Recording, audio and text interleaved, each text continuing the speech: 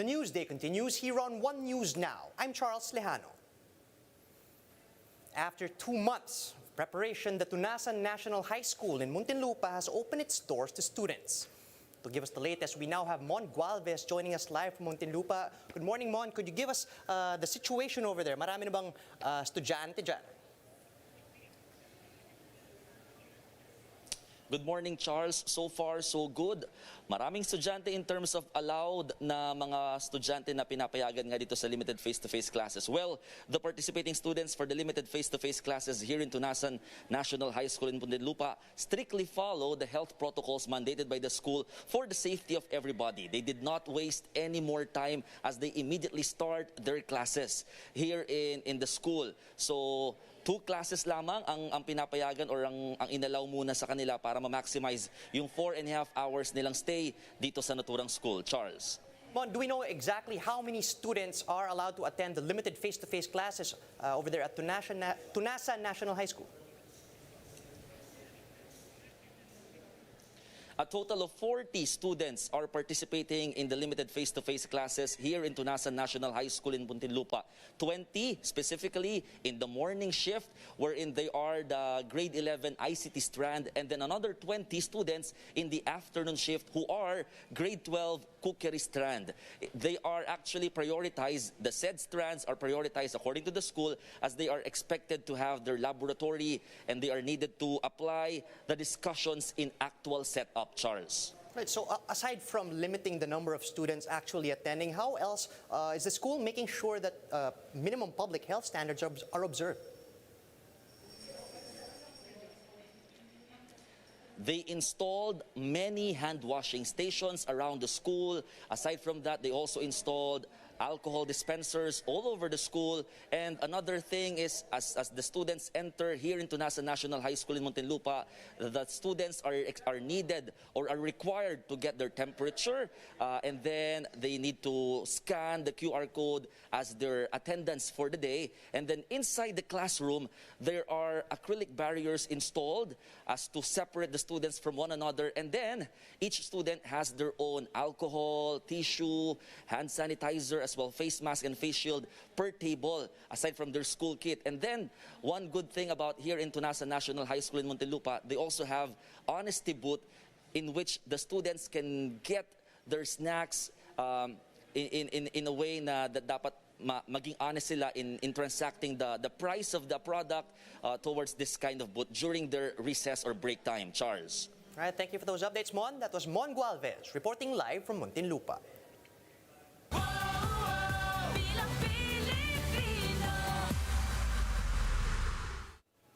Manila Mayor and presidential hopeful Isko Moreno says he's willing to adopt President Duterte as a guest candidate in his senatorial slate.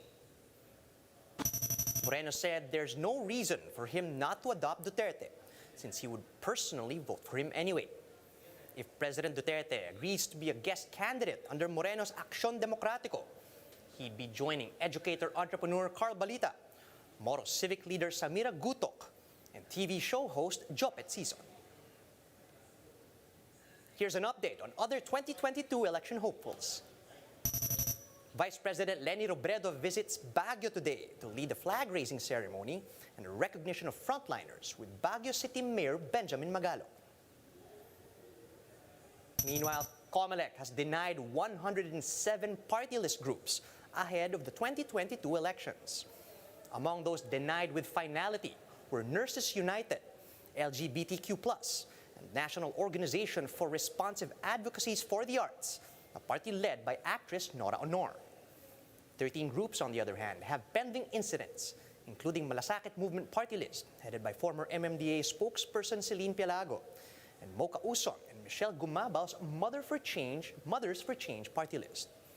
The Commission will include 167 party list groups in the raffle for order of appearance in the ballot. This includes those with pending incidents, and the raffle will be held on December 10.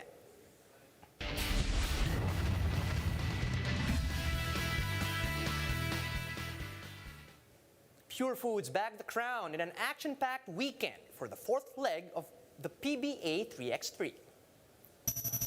In the semis, the Meralco Bolts knocked out Platinum Karaoke in the first game, 21-13. Meanwhile, Joseph Ariobo proved to be too hot against TNT Tropang Giga. That's as the Purefoods TJ Titans demolished the former champs, 21-11. Things got even more heated in the finals with the Meralco Bolts and Purefoods TJ Titans going head-to-head for the crown. It was a tight match with Purefoods leading by only 1 point with just 3 minutes to go. And it was Antonio Bonsubre decided to end things once and for all, securing the win for Purefoods with a notorious two-pointer. Joseph Ariobo explained that the team focused more on their conditioning and training, which helped them improve their performance. Main goal naman dito, matapos na maayos tong leg, yung mga bawat leg, and then syempre, loobin sana ng Diyos, may kumuhang team sa akin sa 5-on-5 sa PBA. Kasi miss na miss ko na talaga maglaro sa PBA eh. And then yun talaga yung goal ko, and then I want to prove myself again na sa mga nag-doubt sa akin nung mga panahon na nasa PBA ako.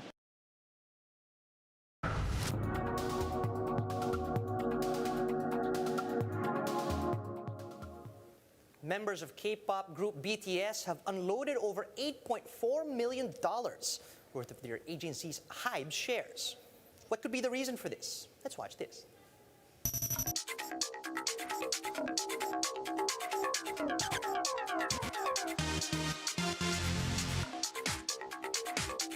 Hey, what's up? This is Nicole from Quick Take, and I wanted to show you this fun financial thing that I think some BTS fans would like. BTS is a K-pop group managed by their agency HYBE, which is listed on the Korean Stock Exchange. And the cool thing is that each of the 7 members were given shares when the company went public in October 2020. So when you go to OWN Go or ownership information, you do see the names of the boys listed there. HYBE has disclosed in a regulatory filing that 3 of the members did sell some of their stock. Kim Seok-jin, or Worldwide Handsome Jin, sold the most, a total of 16,000 shares. Kim Namjoon, or RM, our indisputable leader, sold 10,385 shares. Jo Ho-seok, or J-Hope, our Sunshine Hobby, sold 5,601. Now, shares of the company have been falling since the regulatory filing, despite BTS winning Artist of the Year at the AMAs and having their super sold-out first IRL concert in LA. This also came on the back of concerns that some of the members would have to enter into South Korea's mandatory military service and not only break up the band, but HYBE's biggest source of revenue. And completely as an aside, if you were ever in need of a mood booster, seeing the Bangtan Boys' names on the terminal is still kinda cool. Also, you can, I don't know, do the fan chant in your head while making it look like you're still working. Kim Namjoon, Kim Seok-jin, Min Yoongi, Jung Ha-seok, Park Ji-min, Kim Tae-young, Jeon Jun-kook, BTS!